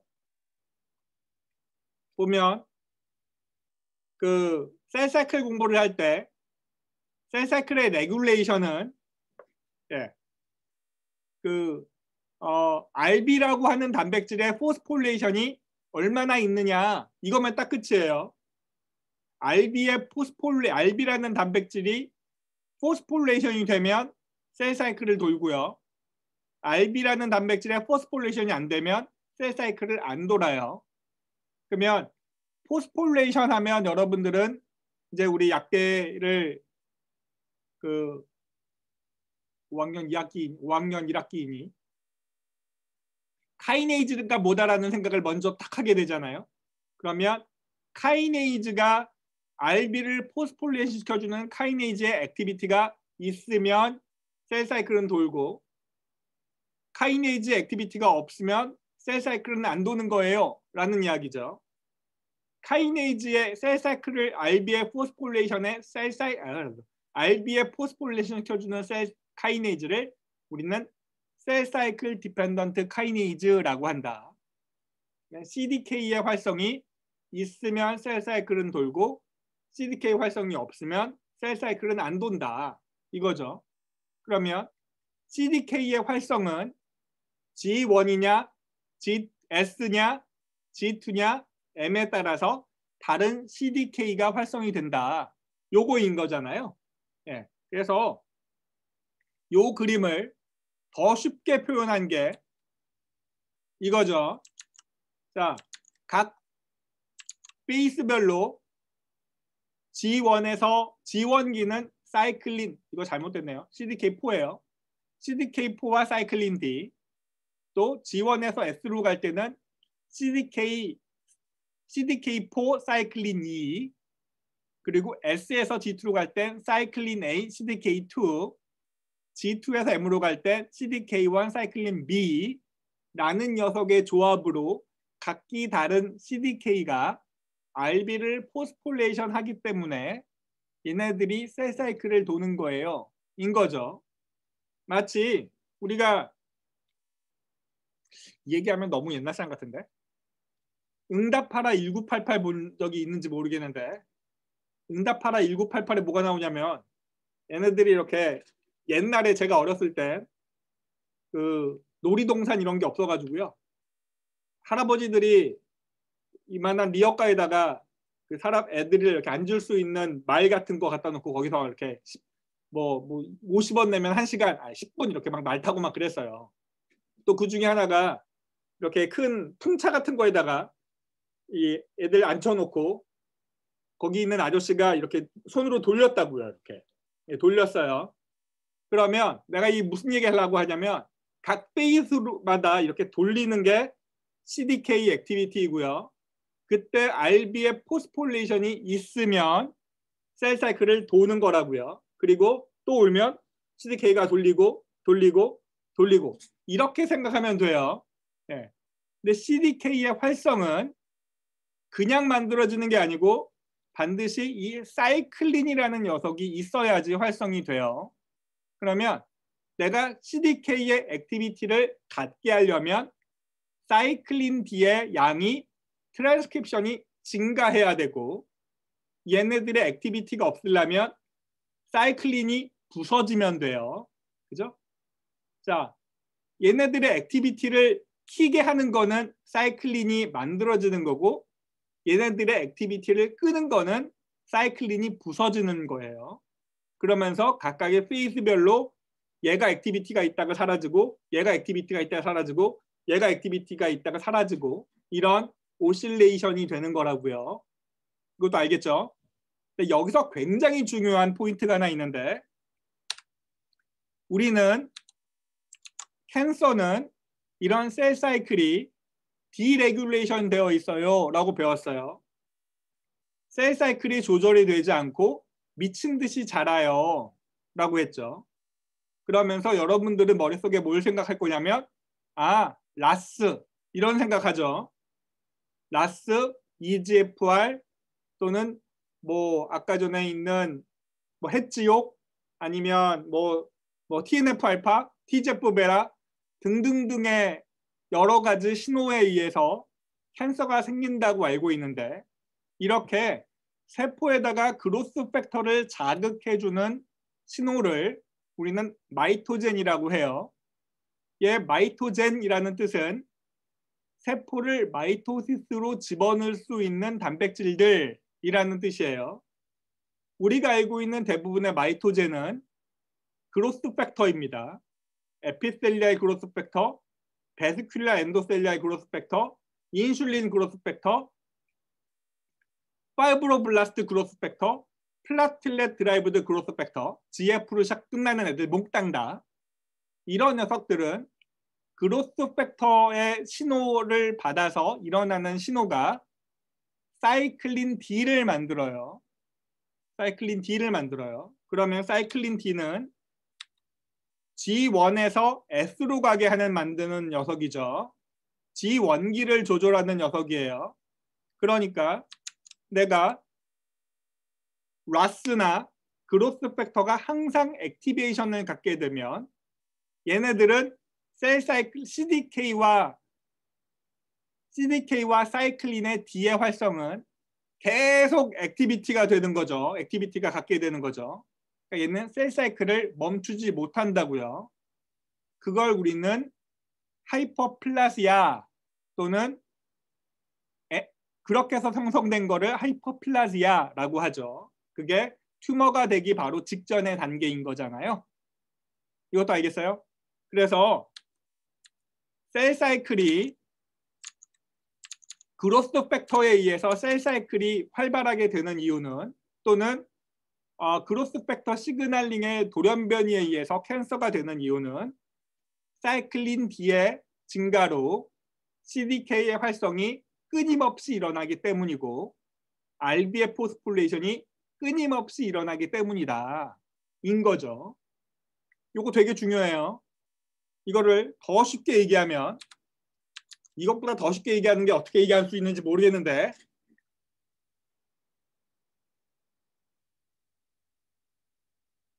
자, 요거 중요합니다. 셀 사이클 디펜던트 카이네이즈 CDK와 사이클린이 만나면 얘네들은 액티비티를 가져요. 그런데 액티비티를 갖기 전에 얘네들의 모디피케이션이 일어나게 되는데요. 이 모디피케이션이 자 마치 스위치처럼 일어나는 거예요. 우리가 그 집에 들어가려고 전등을 팍 켜면 전등이 팍 켜지죠. 스위치를 올리는 걸로 전등이 팍 켜지잖아요. 그러면 우리 몸에 있는 단백질들도 이 스위치를 할 수 있도록 여기에 이렇게 액티비티가 없는 상황으로 존재해 있다가 스위치가 탁 켜지면 액티비티를 확 갖게 돼요. 그 스위치가 뭐냐면 이 CDK와 사이클린의 컴플렉스의 스위치는 여기 있는 포스폴레이션이 떼주는 거예요. 이니비터리 포스폴레이션이 빵 떼주면 액티비티를 빵 하고 갖게 되는 거고 그때 요 포스폴레이션을 떼주는 포스파테이즈가 CDC25C라고 하는데 이 녀석이 요 검정색 포스폴레이션을 떼주면 액티비티를 빵하게 갖게 되는 거고 그리고 셀 사이클을 돌린 다음에 액티비티가 필요 없을 때 이 사이클린을 부서뜨린다고요. 예. 그게 우리가 셀 사이클을 각 시기별로 돌아가게 하는 기본 원리이다. 예. 그러면 내가 얘네들을 이니비션을 하고 싶어요. 그러면 CDK를 이니비터를 만들면 되죠. 또는 CDC25의 이니비터를 만들면 돼요. 그런데 여러분들이 약물학 시간에 배웠었던 캔서 드럭 중에 CDK 이니비터는 있었는데 CDC25의 이니비터는 없었다고요. 왜 그럴까요? 왜 그럴까요? 이거를 얘기해주는 친구는 내 거 쓰면은 내가 5점 더 줄게. 여러분들 내 여기 분야 정해가지고 할 거잖아요. 예. 거기서 이거 쓰는 사람은 내가 한 단계 올려줄게요. 한 단계 올려줄게요. 왜 그럴까요? CDK 이니비터가 약물로 있다는 건 알아요? 캔서 드럭으로 있다는 건 알아요? 그건 배웠어요?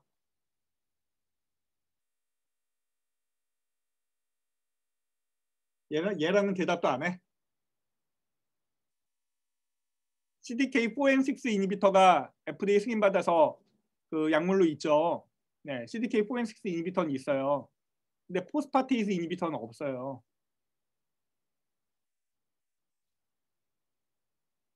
네. 이현정, 예, 뭐 반 정도만 맞아요. 예, 내가 0.5 올려줄게요. 이현정. 자, 저한테 이메일로 보내주세요.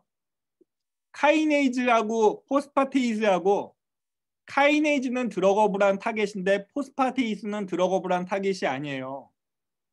왜냐하면 카이네이즈와 서브스트레이트의 포스폴레이션은 되게 선택성이 높아요. 카이네이즈는 약 400여, 500여 개가 있고요. 포스파테이즈는 150개밖에 없어요.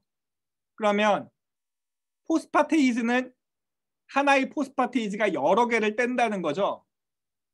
카이네이즈는 500여 개가 있으니까 서브스트레이트에 대한 선택성이 꽤 높다라는 얘기죠. 그러니까 카이네이즈를 이니비션하면 그 시그널링만 이니비션이 돼서 막히는데 포스파테이즈를 이니비션을 하면 얘가 건드리는 게 많아요. 네, 그래서 독성이 많아요. 그러니까 이현정 학생이 얘기한 것처럼 라스 프로테인처럼 연관된 시그널링이 많아서 그런 게 아니고 얘네들의 서브스트레이트가 서브스트레이트에 대한 선택성이 낮기 때문에 그래요. 그래서 포스파테이즈는 대표적으로 약을 만들고 싶지만 약이 되기 어려운 언드러거블한 타깃이에요. 이건 아마 여러분들 사회 나가서 내가 지금 얘기한 이야기를 써먹을 일이 많을 거예요. 네, 포스파테이스는 약물 만들기가 어려워요. 자, 그래서 아까 전에 얘기했었던 것처럼 사이클린은 D, E, A, B가 throughout 이렇게 오실레이션이 돼서 어떤 특정 시기에만 사이클린의 양이 많아지게 되어 있고요. 사이클린 D가 전체적으로 쭉 throughout하게 높은 거는 사이클린 D가 많은 것 자체로 셀 사이클을 프로모션하기에 굉장히 유리하기 때문이죠. 자, 이것도 같은 내용이에요. 이것도 같은 내용이니까 얘기 안 할게요. 어렵잖아요. 자, 이게 내가 제일 좋아하는 그림 중에 하나인데 보면 얘는 요건 얘기하자. 인간적으로 안 되겠다. 요건 얘기하자. 자, 사이클린 마이토시스에서 중요한 CDK인 CDK1과 사이클린 B는 처음에 사이클린 B가 막 많아져서 얘네들이 센트로솜에 위치하고 있다가 마이토시스가 되면 얘네들이 핵으로 이동해서 핵에서 액티비티를 갖게 되고 크로모솜이 메타페이즈로 정렬될 때까지 작용을 하다가 CDK의 활성이 없어져야지 얘가 두 개로 나눠지게 돼요. 내가 지금 한 얘기를 잘 기억해 보세요. 그러면 내가 다음에 보여주는 동영상에서 어떤 일이 일어나는지 볼게요. 여기에 염색된 게 지금 사이클린 B입니다. 사이클린 B가 사이토플라즘에 존재하고 밝게 빛나는 건 센트로솜이에요. 얘가 얘예요. 어떻게 변화되는지를 한번 봐보세요.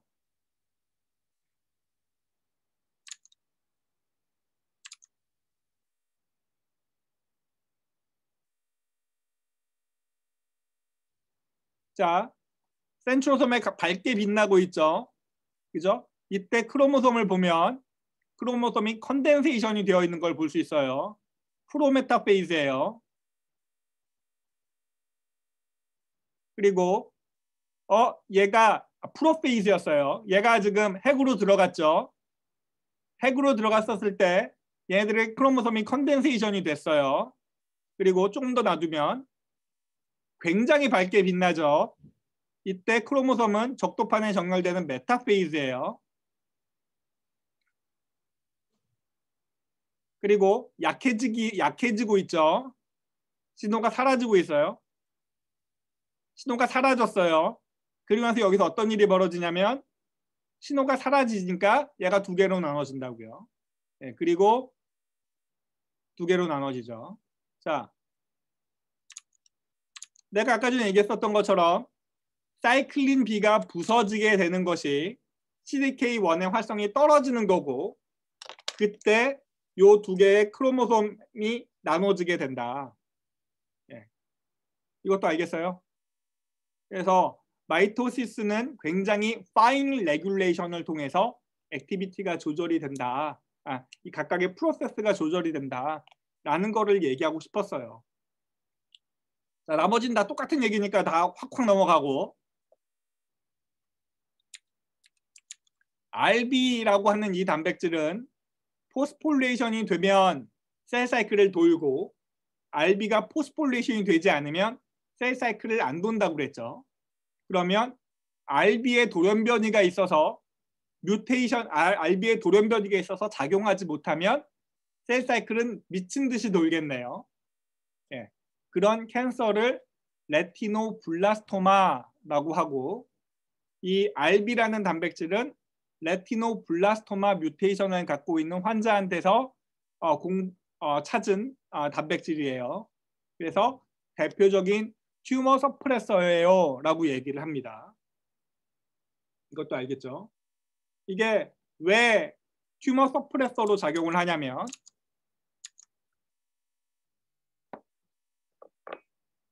얘가 RB예요. RB. 얘가 트랜스크립션 팩터예요. E2F라고 하는 트랜스크립션 팩터예요.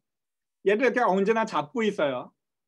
그러면 얘가 셀 사이클을 돌게 되면 얘의 트랜스크립션 팩터가 역할을 해야지 셀 사이클을 도는데, RB라는 단백질이 붙잡고 있어요. 그러다가 CDK가 RB의 포스폴레이션을 이렇게 시켜주면 얘가 튀어나간다고요. RB의 포스폴레이션이 되면 E2F의 트랜스크립셔널 액티비티가 생기기 때문에 셀 사이클을 도는 유전자들을 만들어낼 수 있어요. 그러니까 RB의 포스폴레이션 시켜주는 카이네이즈와 RB의 포스폴레이션 스테이터스와 E2F의 프리한 E2F의 양이 셀 사이클을 돈다 안 돈다를 결정하는 거다. 그리고 RB의 포스폴레이션이 많이 되면 될수록 프리한 E2F가 많아지니까 셀 사이클은 잘 도는 거죠. 예, 이것도 알겠죠? 예, 이게 다예요. 이게 다예요. 예. 다 했어요. 우리 20분 만에 끝낼 수 있습니다. 자, 똑같은 이야기고요. 그러면 CDK 이니비터는 뭐냐? 자, 내가 아까 뭐라고 그랬냐면,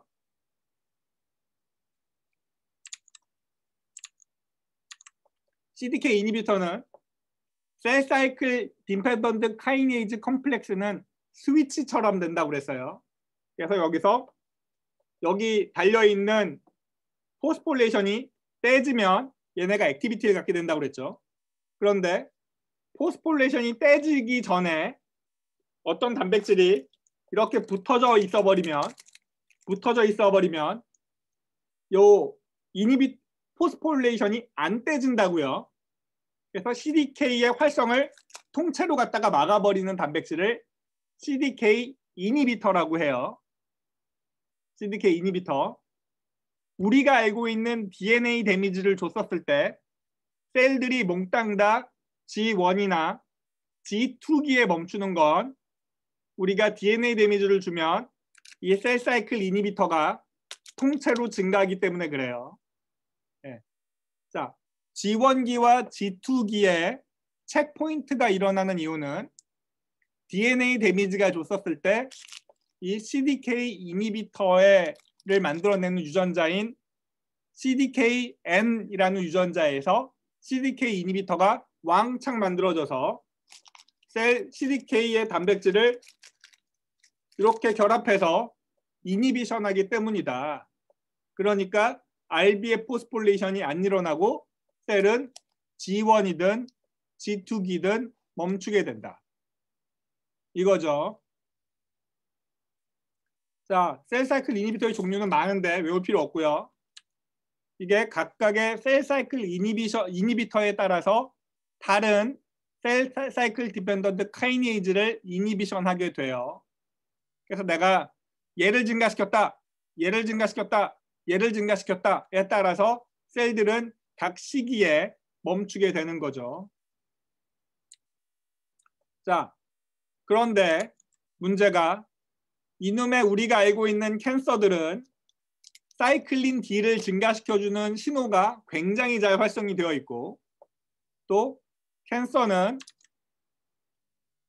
그래서 뭐 그로스 팩터든 윈트든 그로스 팩터든 사이토카이니든 뭐든 사이클린 D를 증가시켜서 셀들을 미친 듯이 프롤리퍼레이션 하게 하는 거예요. 이렇게 우리는 알고 있죠. 그래서 이쪽 시그널에 관련되어 있는 어떤 유전자라도 게인 오브 펑션 뮤테이션이 일어나면 그로스 팩터와 무관하게 사이클린 D가 증가하게 되는 거라고요. 그러면 셀은 미친 듯이 자라게 된다. 그리고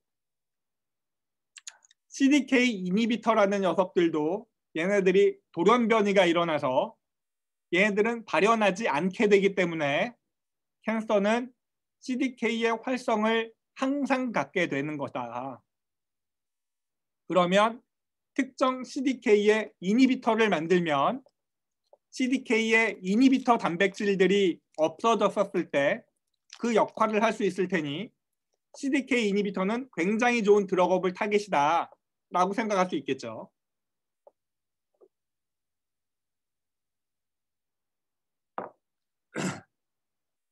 이게 줌으로 하면 실제로 얼굴 보고 얘기하는 것보다 한 1000배는 아니야. 10배는 힘든 것 같아. 가끔씩 농담하면서 이렇게 좀 쉬기도 하고 그래야 되는데 이건 줌은 계속 끊임없이 얘기해야 되잖아요. 그리고 여러분들한테 전달이 잘 되는지 안 되는지 모르기 때문에 목소리를 크게 얘기하니까 이게 목이 더 힘들어요. 이게. 빨리 대면으로 만나서 2학기 때는 대면으로 할 수 있지 않을까요? 대면으로 좀 할 수 있으면 좋겠습니다. 자, 이건 얘기 안 할 거고요. 보세요.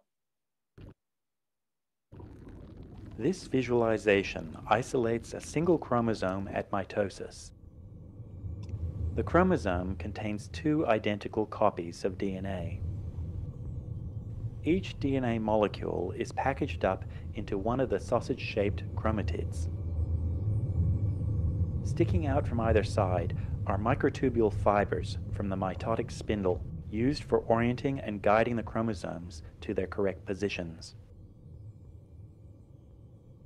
The red region is the kinetochore, which works as the interface between the microtubules and the chromosome. The kinetochore is one of the largest and most complex molecular mechanisms inside living cells, with multiple functions to perform. The kinetochore is central to the movement of the chromosomes and is able to hang on to the dynamic ends of the microtubules. It is also a mechanical tension sensing system, which is able to feel if everything is correctly attached and positioned. It is also a stop signal broadcasting system, sending out chemical signals to the rest of the cell about whether it is ready to undergo separation of the chromosomes. This kinetochore has sensed that the tension is just right and the chromosome is correctly positioned and attached. The last little bit remaining red is the stop signal broadcasting system. It is carried away by a dynein motor, walking down the microtubule away from the kinetochore. These are molecular motors involved with a directed transport along the mitotic spindle. The orange proteins walking to the left are kinesins, molecular motors carrying proteins on their back. Striding from the kinetochore on long molecular legs are dynein, carrying the stop signal broadcasting system.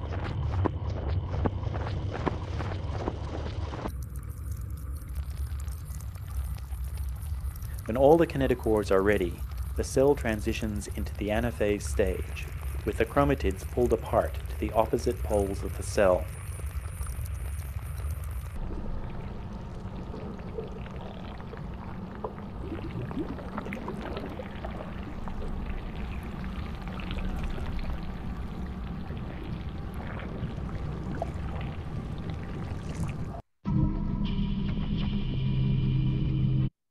이렇게 두 개로 나눠지는 거죠.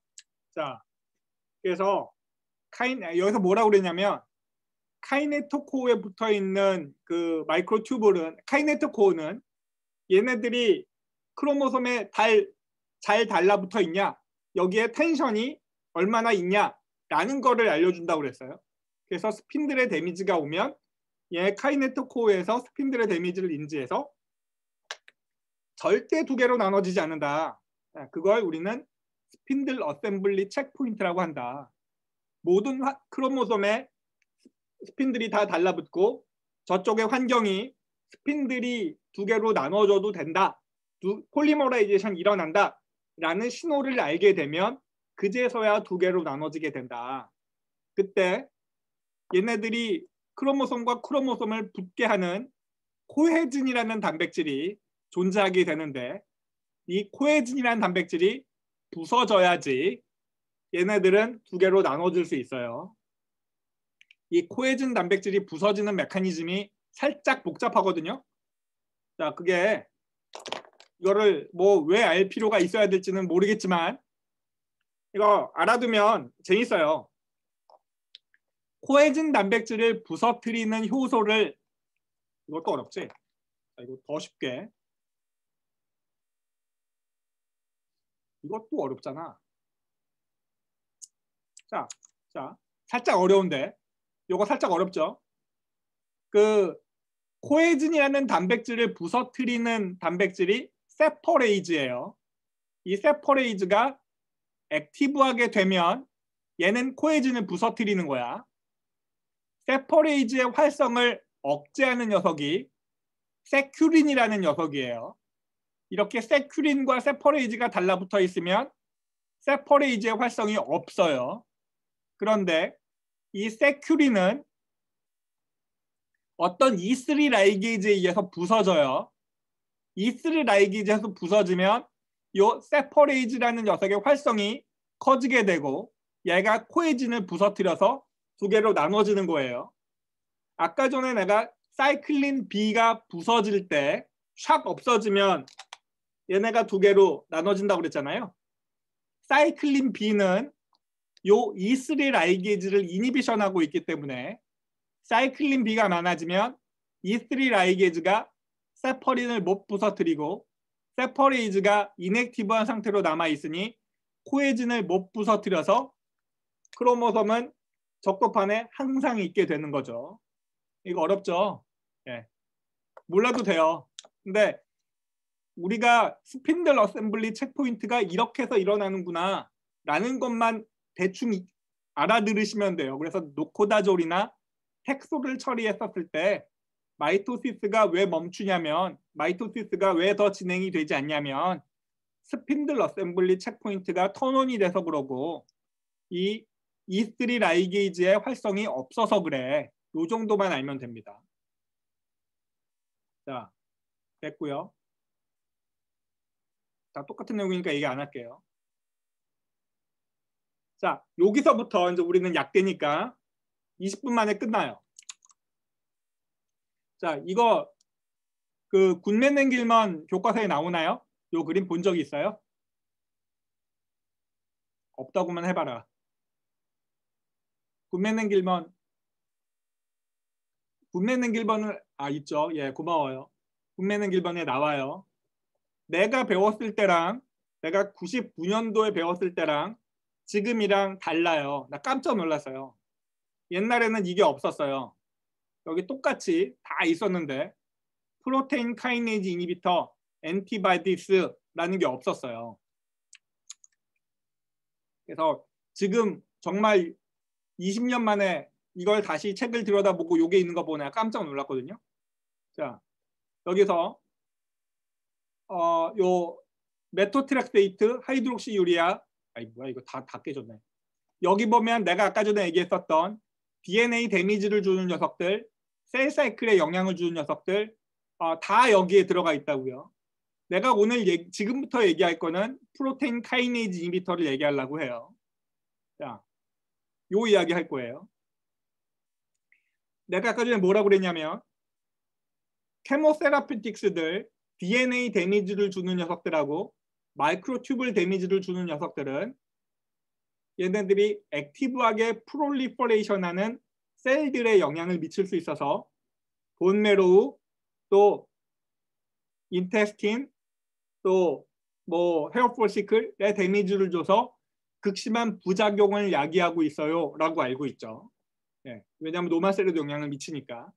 그런데 여러분들이 다음 시간에 나랑 얘기할 시그널링 몰레큘들은, 타겟 세라피들은 이런 부작용이 상대적으로 적은 걸로 알고 있어요. 예, 왜 그럴까요?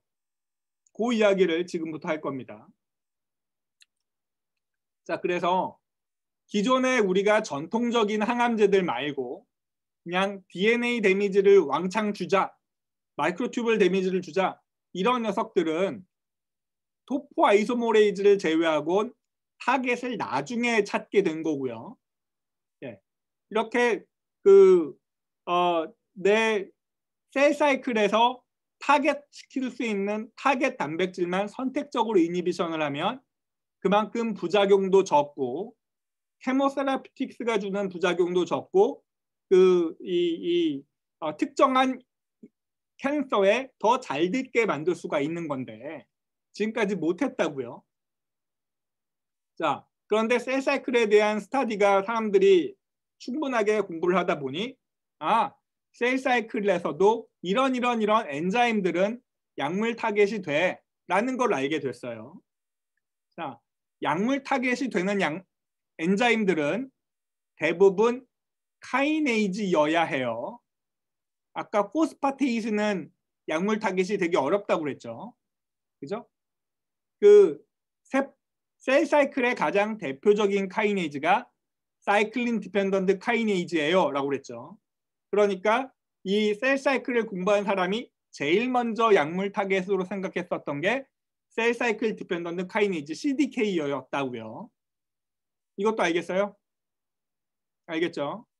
자, 그런데 그래서 우리 셀 사이클 공부를 방금 했는데요. 전통적인 셀 사이클을 타겟하는 약물들, 마이크로튜블 데미징 드럭, 또 엔타이 메타볼라이트, 토포아이소모레이즈 이니비터, 블레오마이신 등등은 타겟 세라피라고 얘기하는 게 아니죠. 광범위한 데미지를 주는 거잖아요. 그래서 내가 어렸을 때는 약물 개발을 할 때 이 캔서에도 듣고 저 캔서에도 듣고 브레스트 캔서, 오바리 캔서, 뭐 콜론 캔서, 런 캔서에 다 듣는 약물 찾는 게 주였다면 지금은 어떤 특정 캔서, 특정 돌연변이를 갖고 있는 캔서에 잘 듣는 약물들을 만드는 걸 더 좋아하죠. 그죠? 예. 자, 그러면 이런 타겟들 말고 다른 타겟이 있는지를 봤어요. 그랬더니 오로라라는 녀석, 마이크로튜블은 아까 얘기했고, 카이네진, V1, 뭐 CDK, 246 등등등의 다른 타겟들이 생각해 볼 수 있겠구나 라는 거를 알게 됐죠. 자, 요거를 하나씩 해볼 거예요. 15분 만에 끝나요. 자, 그래서 제일 먼저 시작되어 있었던 약물은 CDK12, CDK4 and 6, 그리고 CDC25였어요. CDC25는 프리클리니컬한 단계에 들어가고 성공한 게 하나도 없습니다. 근데 여기 보면 FDA 어프루브 되어 있는 건 오직 CDK4 and 6 이니비터만 FDA 어프루브가 됐죠. 리보 C클립, 또 팔보 C클립. C클립은 CDK 이니비터였을 때 붙이는 이름이에요. 네. CDK4 and 6 이니비터만 FDA 승인을 받았어요. 나머지는 다 실패했어요. 왜 그럴까요? 독성이 심했겠죠? 맞아요. 독성이 심해요. 왜 독성이 심했을까요?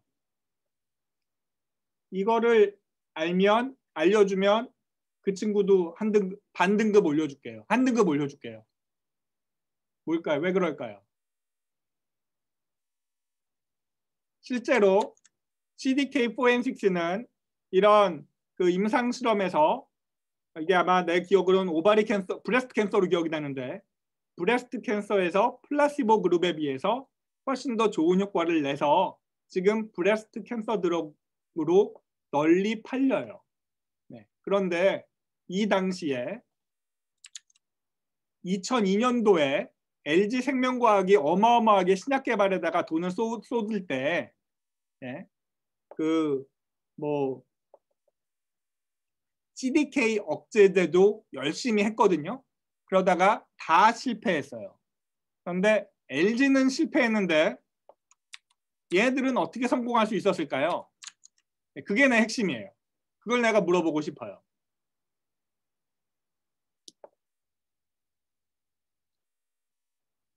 자, LG생명과학은 CDK 1, 2를 타겟을 했고요. 그 당시에 CDK 1, 2를 타겟하는 모든 제약회사가 다 실패했어요. 네, 왜냐하면 독성이 심했거든요. 왜 독성이 심했냐면 물론 지금도 하는 데가 있어요. 이거 2020년 7월 달에 그 신문 찾아보니까 나오더라고요.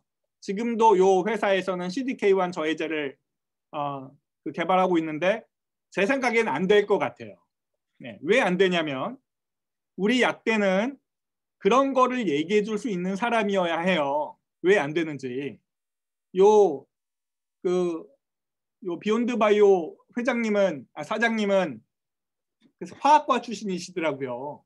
그래서 저는 직접 만난 적은 없지만 이거 안 될 것 같은데 이야기를 드려야 되잖아요. 우리는 약대니까. 자, 왜 그러냐면 요거는 지금까지 연구한 논문들 중에 그 나가웃 모델을 한 모델이에요. 사이클린 A를 나가웃했어요. B를 나가웃했어요. D를 나가웃했어요. 또 사이클린 E를 나가웃했어요. CDK 1, 2, 4, 6를 각각 나가웃해봤어요. 라고 했더니 엠브리오 상태에서 살아남는 녀석들, 태어나는 녀석들이랑 죽는 녀석들이랑 달라요. 사이클린 B나 CDK1을 나가웃하면 엠브리오 리살이에요.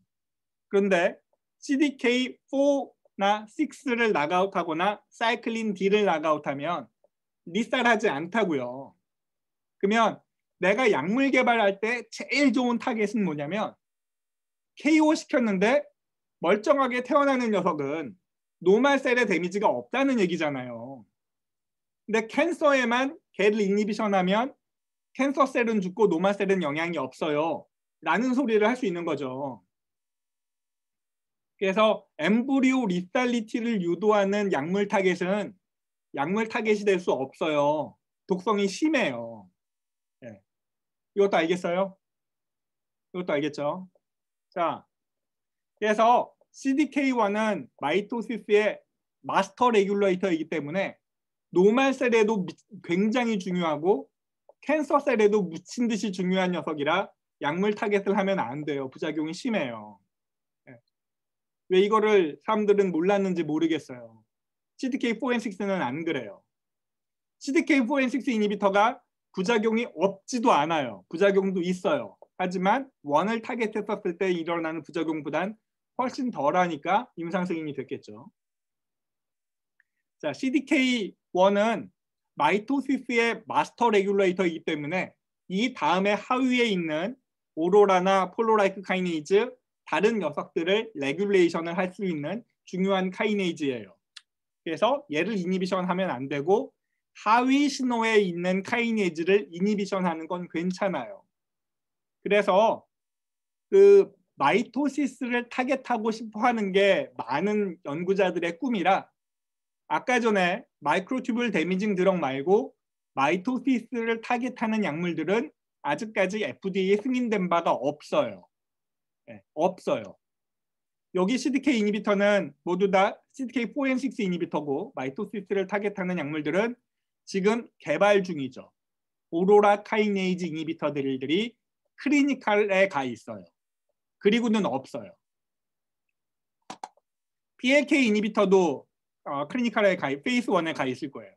그래서 이 중에서 다른 마이토시스에 타겟할 수 있는 이니비터를 개발하면 우리는 대박이야 라고 이야기할 수 있는데 다양한 카이네이즈들이 여기서 제한되고 있어요.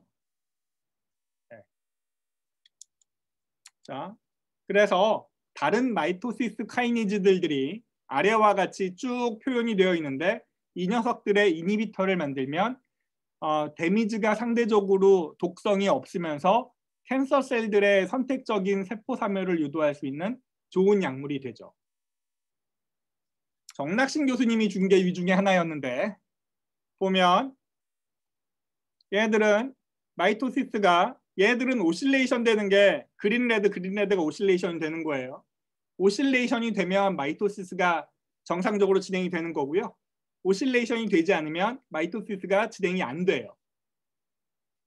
그런데 닥터 정의 컴파운드는 마이토시스 들어가는 거를 현저하게 늦춰서 그 마이토시스의 중요한 카이네이즈를 이니비션 한 거거든요. 그랬더니 마이토시스 들어가는 게 현저하게 늦어졌어요.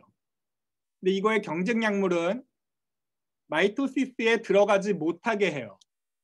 그래서 얘네들이 선택성을 준다. 어떤 특정 마이토틱 카이네이즈의 이니비터야. 얘는 그런 것 같은데 얘네 둘의 경쟁 약물은 그렇지 않다라는 걸로 우리는 알고 있어요. 그래서 이게 잘 되면 정낙신 교수님은 마이토시스의 중요한 카이네이즈를 이니비션해서 캔서 드럭을 만든 사람으로 저와 기억이 되겠죠. 예. 자랑하려고 그랬더니 안 좋아하네요. 여기까지예요. 끝났어요. 자, 우리 6시 전에 끝났습니다. 됐죠? 네, 수고하셨습니다. 여기서 끝낼게요. 예.